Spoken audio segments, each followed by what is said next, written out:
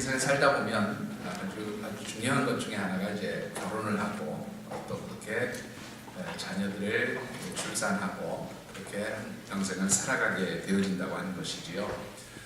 그런데 우리가 사는 동안에 일평생 한 명의 배우자를 만나서 평생 같이 늘 그렇게 살아가면 참 좋겠는데 때로는 결혼을 하고 또 그 결혼했던 배우자와 이혼을 하는 그런 경우도 생겨난다고 하는 것입니다. 물론 요즘에는 그야말로 이혼을 한다는 것이 무슨 죄가 된다거나 그 정죄를 받을 일들은 아닌 것 같습니다. 그런데 이제 이 사람들처럼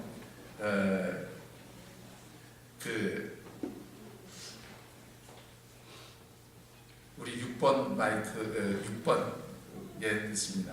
우리 사람들처럼 이제 야생에 사는 동물들도요 결혼을 하고 또 이혼을 한다고 그래요. 재미있는 것은 그 야생의 조류들을 연구한 학자들을 보니까 새들도 결혼을 하고 이혼을 하는데 이 새들 가운데 여러분들 일평생 결혼을 하고 그 변하지 않고 살아가는 목시새가 어떤 새인지 아십니까? 예? 조류 중에서 일평생 예? 여러 곳에서 말씀을 하십니까? 우리 이재철 집사님 무슨 새? 홍학. 아, 홍학이요. 홍학도 그렇습니까? 예. 또 어떤 새가 있습니까? 예? 무슨 새? 아, 원앙. 예. 뭐 보통 우리 원앙들 많이 얘기를 합니다. 그런데 이 조류들도 보면 일평생 같이 잘 사는 그런 새들, 그런 조류들이 있는가 하면 또 그렇지 않은 새들도 있다고 그래요. 조류학자들에 따르면 외가리과에 속하는 푸른 외가리라고 하는 그 조류는요 번식기가 딱 끝나면 헤어진대요. 그러니까 1년에 한 번씩 결혼했다가 이혼을 하는 겁니다. 아주 이혼율이 높은 그런 이제 조류이고요. 여러분들 혹시 플라밍고라고 하는 새를 보셨습니까? 이 플라밍고라고 하는 새는 이혼율이 99%랍니다. 100쌍 중에 한 쌍만 평균적으로 이혼하지 않고 살아간답니다. 남극의 황제인 펭귄 같은 경우에 이혼율이 몇 퍼센트인가? 85%, 100쌍 중에 약 85쌍이 이혼을 한다고 그래요. 자, 그런데 이와는 다르게 이혼을 하지 않는 새들도 있습니다. 청동오리 같은 경우에는 이혼율이 어느 정도 되냐면 9% 정도 이혼율이 된답니다. 그러니까 100쌍 중에 한 9쌍 정도만 이혼을 하고 나머지는 아주 건강한 그런 부부 생활을 한다는 거죠. 특별히 새들 중에서 가장 이 부부간의 지조를 지키면서 일평생 같이 사는 아주 특별한 새가 하나 있습니다. 혹시 어떤 새인지 아십니까, 여러분들? 예, 여러분들이 아까 홍학도 얘기하시고 알바트로스 인꼬도 얘기하셨는데 대표적인 새가 뭐냐면 알바트로스라고 하는 새예요. 이 알바트로스라는 새는요. 자기의 배우자를 찾는 데만 몇 년 정도의 시간을 소비하는가 하면 약 15년 정도의 시간을 소비한다고 그래요. 그래서 일단 한번 만나서 결혼을 하고 짝을 짓게 되면 얼마 동안 평균적으로 사는가 하면 알바트로스라고 하는 이 새는 평균 50년 동안 함께 산대요. 우리 사람보다 어떻게 보면 더 오랜 동안 이 혼인 생활을 지속하는 그러한 새라고 이야기를 할 수가 있습니다. 동물 행동을 연구하는 그 동물 행동 생태학자라고 보통 그렇게 얘기를 합니다. 캐롤 길세난이라고 하는 그런 박사가 있습니다. 조류학 박사인데요. 이분과 그의 연구팀이 약 8년 동안에 푸른 박새라고 하는 새들을 관찰했는데 이 조류들의 그 결혼과 이혼에 관한 그런 연구를 한 거예요. 근데 이 푸른 박새를 샘플로 해서 연구를 했는데 푸른 박새의 경우에는 연구 기간 동안에 이 100쌍의 이 푸른 박새가 혼인을 했다면, 결혼을 했다면 약 64쌍이 이혼을 하는, 그러니까 64%의 이혼율을 보였다고 합니다. 그런데 재미있는 것은 이 푸른 박새들 중에서 나머지 34%에 해당하는 계속해서 혼인 관계를 지속한 새들을 보면 서로에게 충실한 이 새들일수록 무엇인가 하면 더 많은 알을 낳고 또 그 새끼들을 더 잘 양육하는 것으로 그렇게 나타났다고 그렇게 말을 하고 있습니다. 여러분들 어떻게 생각하십니까? 제가 서두에도 말씀을 드렸지만 우리 요즘 사회에서는 이혼이 무슨 죄가 된다거나 정죄를 받는 그런 시대는 아니라고 생각이 되어집니다. 그럼에도 불구하고 2017년 우리나라에서 나온 통계청 자료를 보니까 우리나라의 이혼율은 40%예요. 10쌍 중에 4쌍이 이혼을 한다 그렇게 되어 있는데 실제적으로 이 통계 자료는 한 플러스 정도를 더 10% 정도를 더해 줘야 한다고 합니다. 그 이유는 뭐냐면 이혼한 사람들 중에서 재혼율을 생각해야 되고요. 또 이 혼인을 하고 나서 혼인 신고를 하지 않은 상태에서 이혼을 하는 경우나 혹은 혼인 상태에서 이혼 신고를 하지 않고 실제적인 별거로 들어가 있는, 그래서 실제적으로는 이혼된 상태에 있는 그런 커플들까지 계산을 하면 평균 한 50%, 100쌍의 혼인이 있다면 그 중에 50쌍이 이혼을 하는 그런 시대라고 그렇게 말씀을 드릴 수가 있습니다. 이제 이런 시대가 되었기 때문에 사실 그 이혼하는 원인이나 이유에 대해서는 우리가 좀 더 깊이 생각을 해보아야 되고, 그래서 이 이혼이 죄가 되거나 혹은 정죄를 받을 수 있는 그런 상황은 절대 아니다라고 하는 것입니다. 그럼에도 불구하고 중요한 것은 뭐냐면 우리 하나님의 말씀에 비추어 볼 때에 부부의 관계는 하나님께서 짝지어 주신 관계라 그렇게 말씀을 하고 있습니다. 또한 건강한 부부의 관계를 통해서 축복의 가정을 세워나가는 것이 우리 하나님의 섭리라 그렇게 말씀을 하고 있습니다. 따라서 건강한 부부가 있는 그런 가정이 바로 하나님께서 세우시는 축복의 가정, 건강한 축복의 가정이 되어진다라고 하는 그런 말씀인 것입니다. 자, 그렇다고 한다면 어떻게 해야 우리 하나님께서 축복하시는 건강한 그런 축복의 가정을 만들 수 있는 부부의 삶을 살 수 있게 되어지느냐 하는 것입니다. 자, 우리 올해 5월 가정의 달에 함께 묵상한 말씀의 주제 기억하시죠? 자, 가정. 예, 한 번만 더 해보시죠. 가정. 예, 우리 가정은 하나님께서 이 땅에 세우신 천국 공동체이며 또한 축복의 센터, 축복의 통로가 된다는 그러한 주제를 가지고 말씀을 묵상하고 있습니다. 그래서 하나님께서 이 세상을 축복하실 때 우리의 가정들을 통해서 이 하나님 주시는 축복의 은총들이 흘러나가기를 원하시는 바로 그 장소가 우리의 가정이라고 하는 것입니다. 그래서 지난 첫 주일에는 우리의 자녀들을 정말로 이 세상의 축복의 통로로 만들기 위해서 어떻게 우리가 이 자녀들을 양육할 것인지에 대해서 말씀을 드렸습니다. 그리고 지난 어버이 주일에는 우리가 정말로 이 세상에서 축복의 통로로 살아가기 위해서 우리의 부모님들, 어버이들께서 우리를 위해서 눈물로 기도하셨다고 하는 그 말씀을 드렸습니다. 오늘 세 번째로 이제 내일 부부의 날이기도 합니다만은 부부주의를 통해서 여러분들에게 드리고 싶은 말씀은 특별히 부부는 하나님께서 이 세상을 축복하시기 위한 축복의 통로로서 축복의 센터를 만들어가는 사람들로서 그렇게 짝지어 주신 사람들이 부부임을 말씀드리고 싶습니다. 오늘 우리에게 주신 하나님의 말씀은 여러분들도 잘 아시는 솔로몬과 술람미 여인의 사랑을 그린 아가서의 말씀입니다. 특별히 이 아가서는 말이지요, 신구약 성경 66권을 이것이야말로 진짜 하나님 주신 말씀입니다 라고 그렇게 결정을 짓는 정경 과정이라고 보통 얘기를 하는데, 이 정경의 과정에서 논란이 되었던 성경이기도 합니다. 왜냐하면 여러분들이 아가서의 말씀을 보면 어떻게 보면 정말로 정나라한 남녀간의 사랑을 너무 아주 디테일하게 세세하게 그렇게 설명을 하고 있기 때문에 이런 말씀이 어떻게 하나님의 말씀이라고 그렇게 할 수 있습니까? 그런 논란을 불러일으켰던 성경이기도 합니다.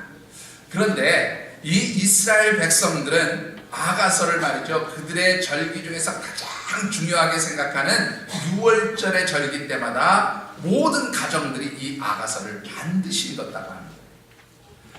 왜 그랬을까요, 여러분들? 어떻게 보면 남녀간의 사랑을 그린 연애시와 같은 그런 것으로 보여지는 이 아가서를 왜 이 유대인들, 이스라엘 백성들은 자신들의 가장 중요한 절기라고 할 수 있는 이 6월절에 모든 가정이 이 아가서의 말씀을 깊이 읽고 묵상했느냐 하는 것입니다. 그것은 이 솔로몬과 술람미 여인의 사랑을 통해서 특별히 하나님과 이스라엘 백성들의 관계를 잘 나타내고 있다고 그들은 생각을 했습니다. 또 이 하나님과 이스라엘 백성들의 관계뿐만 아니라 이 솔로몬과 술람미 여인의 사랑을 통해서 하나님이 축복하시고 인정하시는 아름다운 부부의 모습, 그 아름다운 가정의 모습을 우리가 이 말씀을 통해서 볼 수 있다고 생각했기 때문에 이 유대인들은 이 6월절 명절 때마다 이 말씀을 모든 가정에서 아주 중요하게 읽고 묵상했다고 하는 것입니다. 자, 이 유대인들이 그러했던 것처럼 오늘 이 말씀 가운데는 하나님이 축복하시고 인정하시는 아름다운 부부의 모습들이 잘 나타나 있음을 보게 됩니다. 특별히 주신 말씀을 묵상하는 가운데 우리 사랑하는 모든 성도 여러분들이 참으로 아름다운 부부의 그러한 모습들을 통해서 하나님 축복하시는 귀한 건강한 가정, 축복의 가정을 세워가시는 우리 복된 성도들이 되어주시기를 주님의 이름으로 축원합니다. 자, 오늘 주신 말씀을 통해서 먼저 묵상해 보고 싶은 것은 우리 건강한 부부의 삶을 위해서 먼저 아내들에게 하나님 주시는 영적 지혜, 교훈들이 있음을 보게 됩니다. 자, 우리 건강한 가정을 위해서, 건강한 부부의 삶을 위해서 아내들이 남편들에게 해야 할 일이 무엇입니까? 그것은 남편에게 기쁨과 평강을 주는 참으로 인격적 향기가 있는 그런 아내들이 되어야 한다는 것입니다. 본문 9절로부터 11절까지의 말씀을 우리 같이 한번 받들어 읽겠습니다. 9절로부터 11절입니다.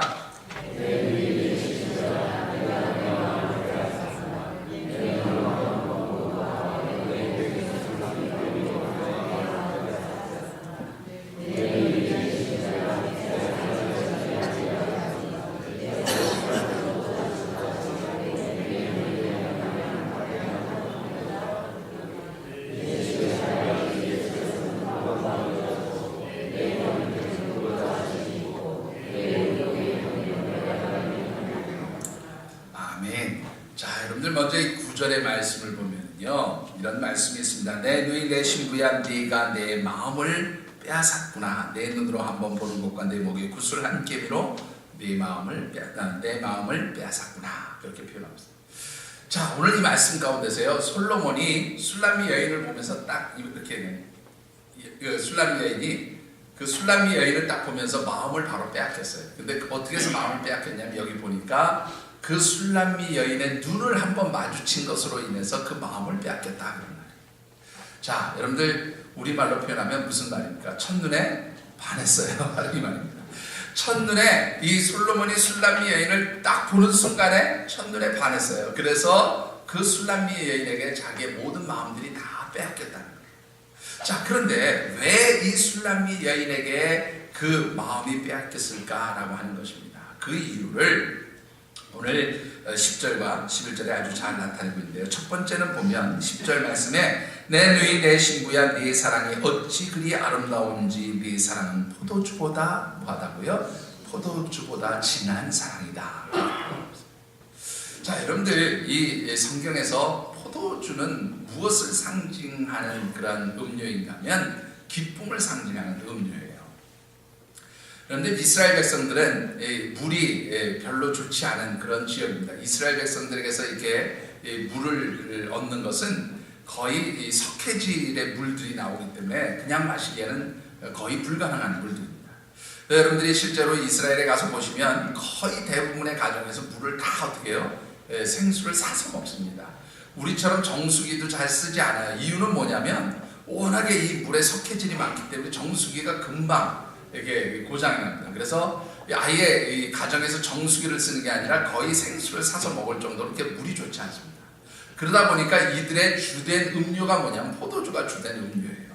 이 포도주를 가지고 이제 뭐 음료로 쓰기도 하고 또 음식을 사용할 때 마치 우리라면 뭐 국이나 어떤 일종의 아주 중요한 음료로 그렇게 사용하는 것이 바로 이 포도주입니다. 그래서 이 이스라엘 백성들은 아주 좋은 포도주를 귀하게 여깁니다.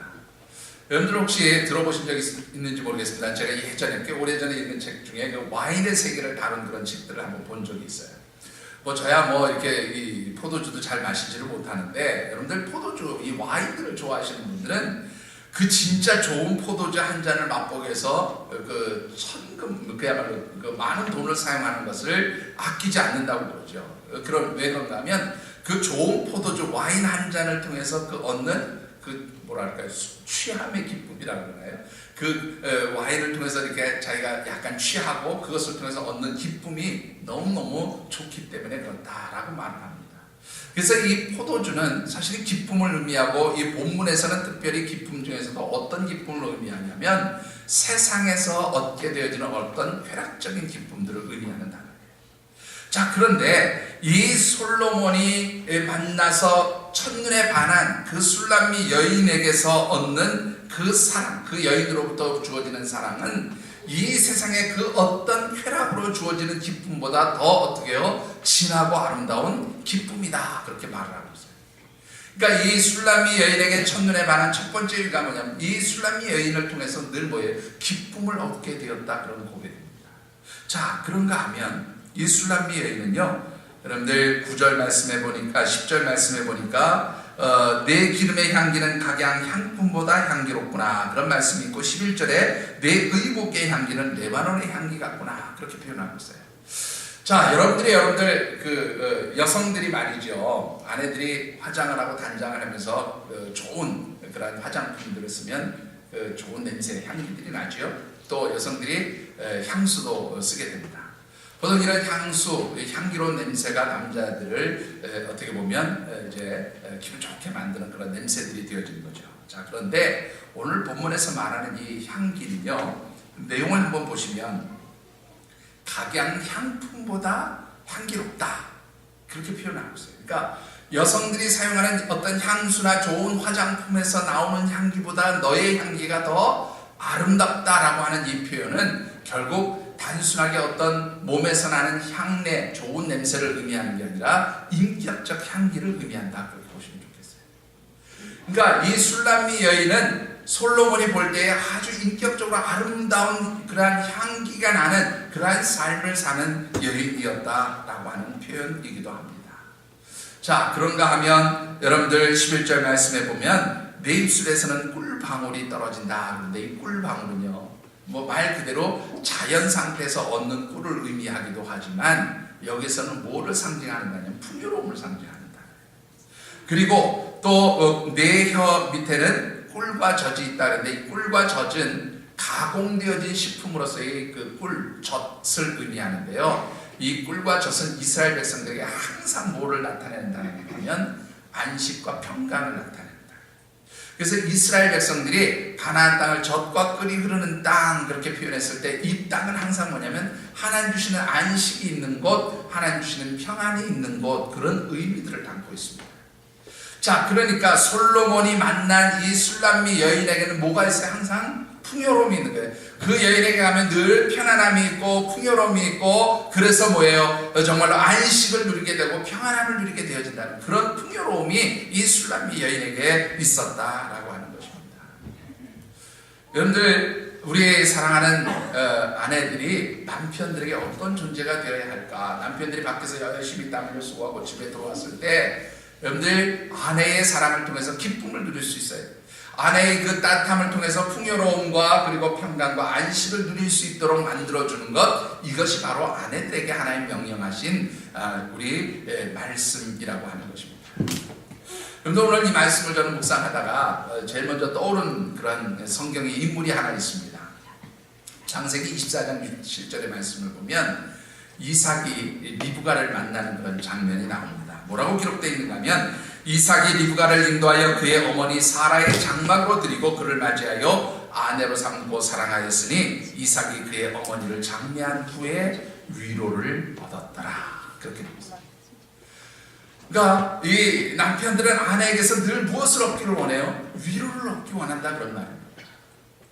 이 세상에서 남편들이 열심히 땀 흘려 수고하고 이 거친 세상에서 어떻게 보면 치열한 경쟁 속에서 가족들을 위해서 수고하고 땀 흘렸던 남편들이 가정에 돌아와서 아내들에게 얻기 원하는 것은 위로지요. 평안함, 안식을 누리기 원하는 거예요.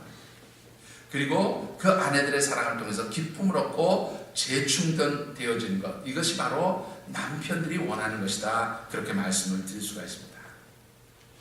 여러분들 잘 아시는 주홍글씨라고 하는 그 유명한 작품 아시지요? 미국의 19세기 작가였던 나다나엘 호원도운이 쓴 그런 책입니다. 자, 여러분들 이 나다나엘 호원도운은 특별히 그 미국의 세관 관리였다고 해요. 세관 직원, 그러니까 공무원이었다고 합니다. 근데 성격이 굉장히 내향적이고요, 사교성이 떨어지는 그런 사람이었다고 그래요. 그래서 정시 출근, 정시 퇴근, 아주 자기의 임무에서는 그야말로 충성을 다하는 그런 아주 성실한 공무원이었는데, 문제는 뭐냐면 딱 퇴근 후에 아무런 사람들과의 교제나 관계가 없이 정확하게 집으로 오는 사람이었대요. 집에 와서 항상 하는 일이 뭐냐면 책 보고 글 쓰는 게 그의 유일한 학이었다고 합니다. 그런데 이 사교성이 떨어지는 그런 이 호원도운의 그 성격적인 어떤 그런 좀 약점이라고 할 수 있을까요? 그런 것 때문에 결국에는 그 자기의 상사와 갈등을 겪게 되는데, 아주 작은 갈등이 나중에는 점점 심해져서 결국은 이 자기가 일하고 있던 세관에서 이제 해직을 당하게 되는 그런 아픔을 겪게 되었다는 거죠. 여러분들 한번 생각해보세요. 정말로 열심히 일하다가 그 상사의 관계에서 불편함 때문에 해직을 당하고 하루아침에 실업자가 됐으니까 얼마나 이 호원도운이 낙심을 했겠습니까? 더군다나 이 내성적이고 밝지 못한 성격을 가지고 있었던 그가 절망하면서 집에 돌아서 내가 이렇게 해직을 당했다, 그렇게 아내에게 이야기를 한 겁니다. 그럼 여러분들 생각해보세요. 하루아침에 남편이 실직자가 됐으면 좀 잘 좀 하지, 왜 그렇게 하루아침에 잘려가지고 뭐 먹고 살라고 잘려왔느냐, 뭐 이렇게 얘기하지 않겠어요. 근데 이 그 나다나엘 호원도운의 아내는 딱 그렇게 얘기를 했다는 거예요. 당신에게 하나님 주신 최고의 기회입니다. 하나님 당신에게 참으로 좋은 재능, 글을 쓰고 또 책 읽는 것을 좋아하는 당신에게 하나님 좋은 글을 쓰라고 주신 최고의 기회이고 또 최고의 그러한 시간을 하나님께서 주신 겁니다. 그렇게 남편을 격려하면서 한 뭉치의 원고지와 회를 가져다 줬다고 하는 거죠. 그래서 탄생한 첫 작품이 바로 이 주홍글씨라고 하는 작품입니다.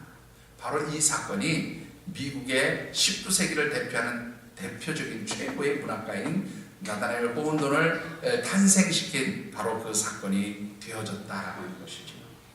사랑하는 성도 여러분, 특별히 우리 아내된 성도 여러분들은 남편에게 정말 위로를 주고 힘을 주고 격려를 줄 수 있는, 남편들이 집에 왔을 때 여러분들을 통해서 힘을 얻고 위로를 얻을 뿐만 아니라 정말로 여러분들이 베풀어주는 그 평강, 그 기쁨, 그 안식을 통해서 새로운 힘과 또 새로운 능력을 충전받고 다시금 세상 속에서 승리하는 삶을 살아갈 수 있는 그런 복된 역사가 우리 아내들을 통해서 나타나게 되기를 주의 이름으로 축원합니다. 자, 두 번째로 아멘 소리가 되게 적군요. 별로 그렇게 살고 싶지 않으신가 보다. 자, 우리 두 번째로 남편들에게 하나님 명령하신 그러한 명령이 있습니다. 우리 12절 말씀을 같이 받들어 읽겠습니다.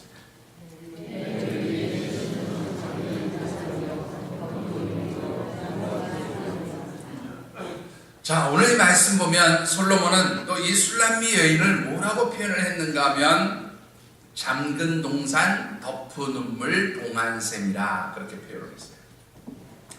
여러분, 여기서 잠근 동산이라고 하는 것은 무슨 말인가 하면 왕만이 사용할 수 있는 동산, 정원, 뭐 이런 의미로 보시면 되겠습니다. 왕의 정원이에요.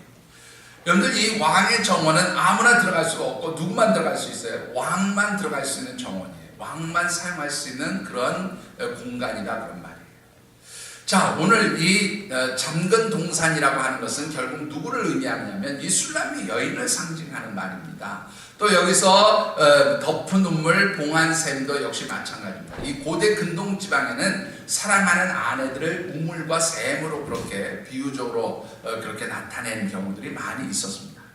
따라서 이 덮은 눈물, 봉한샘이라고 하는 것도 역시 술람미 여인을 나타내는 말인데요. 자, 중요한 것은 여기서 잠겼다, 덮였다, 봉했다라고 하는 겁니다. 이것은 뭐냐면 누구도 함부로 들어가지 못하게 만드는 공간이라는 거예요.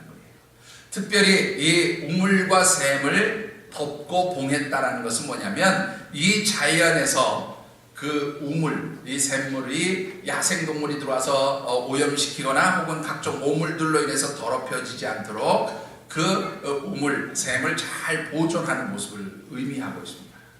그러니까 남편들은 어떤 그 아내들을 어떻게 해주어야 하는가 하면 이 아내들의 정절과 순결성을 잃지 않도록 그 아내들의 삶의 자리를 잘 보호하고 도와줘야 한다는 겁니다. 지켜줘야 한다는 거예요. 그것이 바로 남편들이 사랑하는 아내에게 해야 할 일이다 그런 말입니다. 그런데 중요한 것은 이 아내들의 정결성을 유지해 주기 위해서는 역으로 반대로 어떤 것도 요구되어지는가 하면 남편들 역시 뭐예요? 아내에 대한 정결함을 유지할 것을 요구하는 그런 말씀이기도 합니다.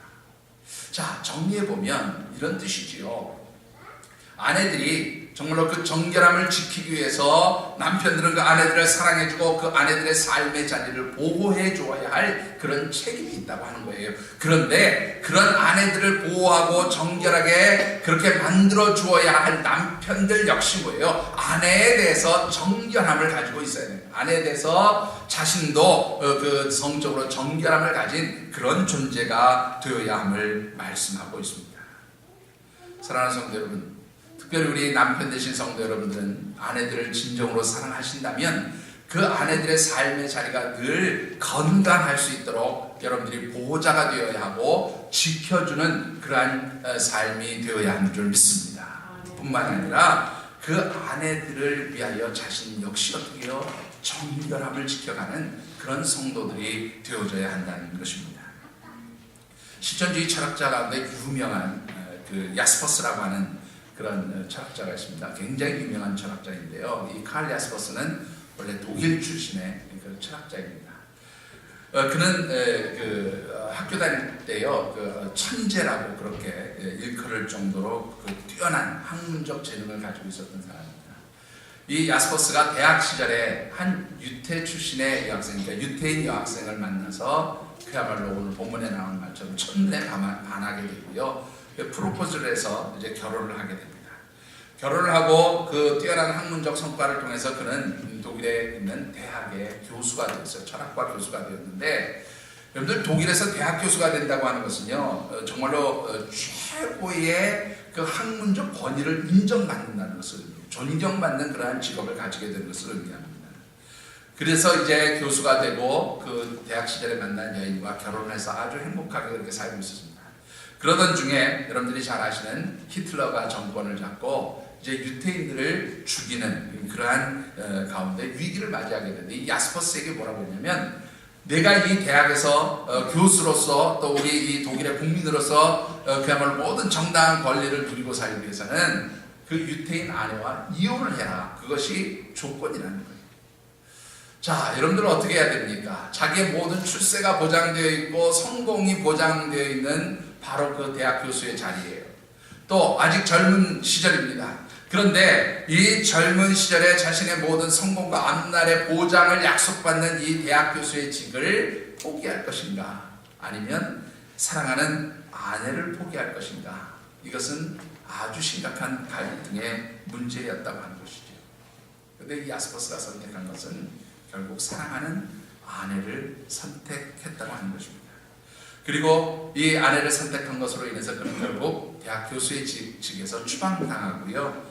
또 이 아내가 언제 끌려가서 죽음을 당할지 그 두려움 가운데 이 전쟁 내내, 이 2차 세계대전 내내 그렇게 살았다고 하는 거지요. 이 독일의 그 히틀러와 그 당국은 특별히 그가 교수로서 활동하는 것만 중단시킨 게 아니라 글을 쓰는 것, 강연하는 것, 심지어는 여행 다니는 것까지 다니지 못하도록 완전히 요즘으로 얘기하면 감금을 시켜놓은, 가택 유폐를 시켜놓은 그런 상황에서 이제 매일매일 시간을 보냈다고 합니다. 그리고 결국 전쟁이 끝났을 때 그 가정은 정말로 이혼하지 않은 것을 너무 감사하게 되고 독일 사람들에게 존경받는 그 교수의 집으로 다시 돌아가게 되었는데, 특별히 그 위기의 상황 가운데서도 야스퍼스는 단 한 번도 아내에 대한 원망이 없었다. 그 아내를 지키고 보호하기 위해서 오히려 그 아내를 격려하고 위로했던 그런 참으로 귀한 남편이었다라고 하는 것입니다. 사랑하는 성도 여러분, 오늘 우리 남편 된 성도 여러분들은 우리의 아내들에게 참으로 위로를 줄 수 있는 그런 남편들, 아내들의 모든 삶의 자리를 지키고 보호해 줄 수 있는 그러한 정말로 건강한 믿음의 성도들이 되어지시기를 주님의 이름으로 축원합니다. 자, 왜 그렇게 해야 합니까? 왜 부부가 아내들은 남편에게 기쁨과 사랑을 주고 평강과 안식과 위로의 그러한 정말로 위로를 나눠주는 삶을 살아야 하고, 남편들은 그 아내를 사랑하고 지키고 보호해야 하는 이유가 무엇이냐는 것입니다. 여러분들 본문 15절의 말씀을 우리 같이 한번 받들어야겠습니다. 15절입니다.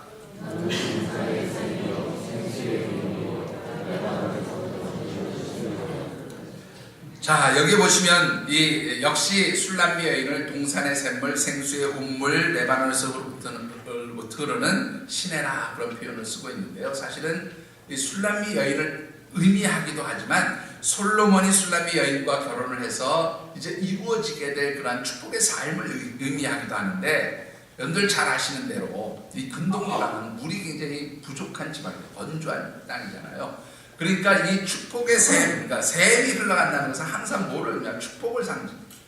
그런데 이 본문에서 동산의 샘물, 샘물은 작은 거잖아요.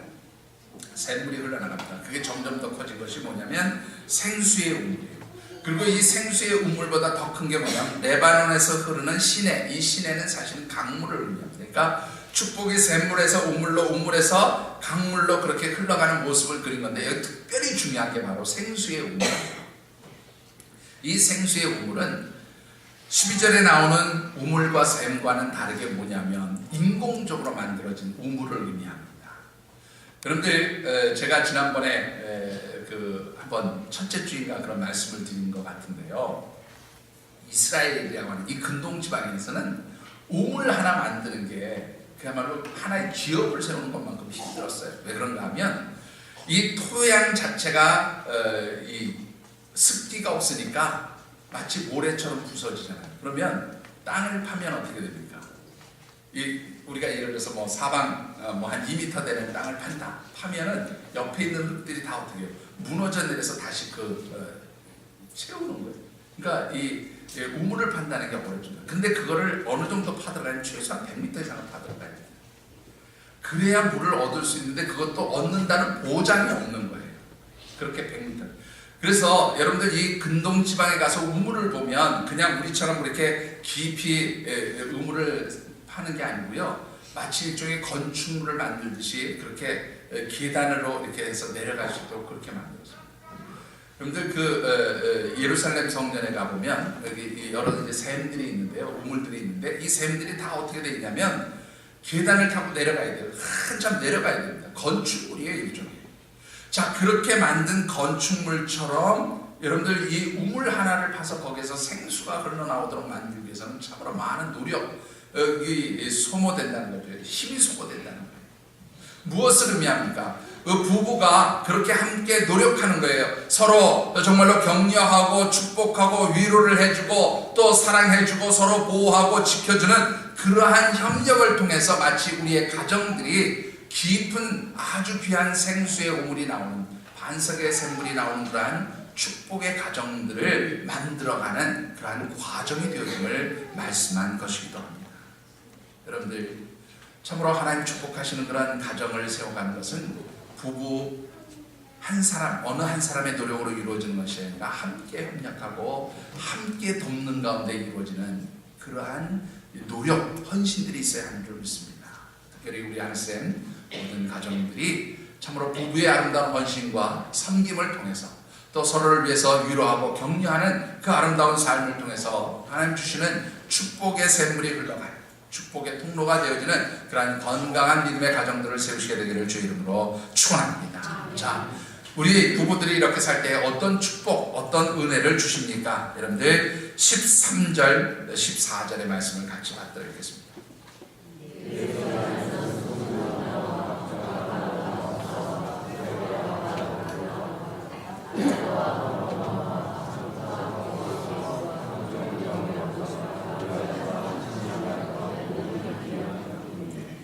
자, 여러분들 여기 먼저 13절에 보시면 제일 먼저 석류나무가 나옵니다.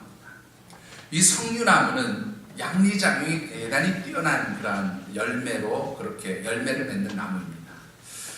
여러분들 그래서 이 석류는 양리작용이 뛰어날 뿐만 아니라 석류를 이렇게 잘라보시면 여러분들 그 안에 작은 알갱이들이 굉장히 많이 들어가 있잖아요. 이것은 뭐냐면 풍요를 상징해요. 그러니까 하나님이 축복하시는 가정, 부부들이 정말로 각자의 소임을 다하는 그런 남편과 아내로서의 사명을 잘 감당하면 마치 석류와 같은 열매를 맺는 그런 가정이 된다는 의미입니다. 그런데 여러분들 이 석류와 같은 열매를 맺는 가정은 어떤 가정입니까? 바로 치유함 있는 가정입니다. 회복과 치유가 있습니다. 부부가 건강해지면 바로 회복과 치유하는 힘이 그 속에서 나타나게 되어진다는 것입니다. 그리고 풍성한 열매를 맺는 삶을 살게 돼요. 뿐만 아니라 여러분들 그 이후 14절 말씀, 그러니까 13절 후반절부터 보시면 고베라 나도 불나도 번홍화 뭐 등등 쫙 나오잖아요. 이것은 다 뭐냐면 향유를 만드는 향수를 만드는 그런 식물들입니다. 그런데 여기에 기록된 이 향수를 만드는 식물들은 이스라엘에서 자생하는 것은 하나밖에 없다고 해요. 다 외국에서 수입해 온 거예요. 그러니까 이 수입해온 향수를 만드는 이 식물들은 최고급의 식물인 거죠. 향기를 만들기 위해서 최고급의 식물들이 이 가정에서 나온다는 그런 의미가 되거든요. 그러니까 이것은 뭐냐면 그 가정을 통해서 아름다운 믿음의 향기들, 신앙의 향기들이 흘러넘치는 것을 의미하고 있습니다. 자, 특별히 여기에 한 예를 들어서 그 번홍화라고 하는 식물을 한번 예를 들어보면 이 번홍화에서 만드는 향이 무슨 향인지 여러분들 혹시 아십니까? 여러분들 혹시 세제에 보면 샤프란이라고 하는 세제 이렇게 써있는 거 보셨어요? 세제가 이게 바로 번홍화에서 나옵니다. 그 향수입니다. 근데 이 샤프란이라고 하는 향수 그 향을 만들어내기 위해서는 어느 정도의 이 번홍화 꽃잎이 필요하냐면 30g의 이 샤프란 향을 만들기 위해서 이 번홍화 꽃에 이 꽃잎이 4,300개 정도가 소요가 됩니다. 얼마나 귀한 향인지 여러분들이 이해하시겠죠? 바로 이런 귀한 향들이 그 가정에 풍성하게 채워짐을 의미하고 있습니다. 아름다운 믿음의 향기, 신앙의 향기가 그 가정이 얼마나 하나님 축복받는 가정임을 드러내는 그러한 말씀이기도 합니다.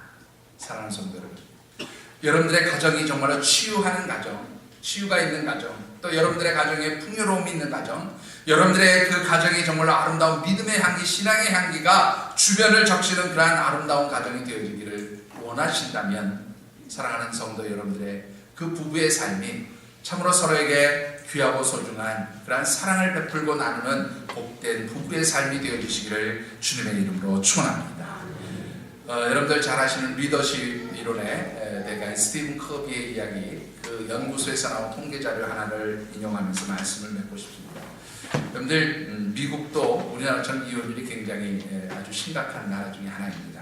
그런데 이 심각한 이혼율을 가지고 있는 미국에서도요, 특별히 건강하고 또 성공한 경영자들, 미국의 탑 경영자들의 50명을 선정해서 조사를 해보니까 그 중에 43명이 한 명의 배우자와 행복한 가정을 이루고 있는 사람들이 최고 경영자의 자리를 차지하고 있더라. 뿐만 아니라 이들이 그 성공한 비결이 뭐냐 그렇게 물어보면 아내들을 통해서 기쁨과 심리적 안정을 얻은 것이 바로 성공의 비결이었다, 그렇게 대답을 하고 있습니다. 그런가 하면 미국의 크리스천 사이언스 모니터지라고 하는 그 신문에서 아주 재미있는 통계를 하나 냈는데요. 어떤 통계냐면 배우자가 살아있음으로 인해서, 그러니까 배우자와 함께함으로 인해서 얻어지는 기쁨 혹은 그 소득을 환율, 돈으로 환산을 했어요. 돈으로 환산해 보니까 1년에 얼마 정도의 수입을 더하는 것이라고 얘기를 했냐면 10만 달러, 우리 돈으로 얘기하면 약 한 1억 2천만 원 정도의 수입을 더해주는 그런 효과가 있다, 그렇게 말씀하고 있습니다. 사랑하는 성도 여러분, 오늘 우리 하늘색 가족들의 그 모든 가정들이 참으로 건강한 부부의 삶을 통해서 하나님께서 주는 이 축복의 은총들을 이 세상 가운데 흘려내버리는 축복의 센터 통로들이 되어주시기를 주의 이름으로 축원합니다. 그리고 이 아름다운 삶이 참으로 여러분들의 가정을 이 땅에 세우는 천국 공동체로서의 귀한 삶을 만들어 가시는 복된 역사가 있게 되기를 주님의 이름으로 축원합니다. 기도하겠습니다.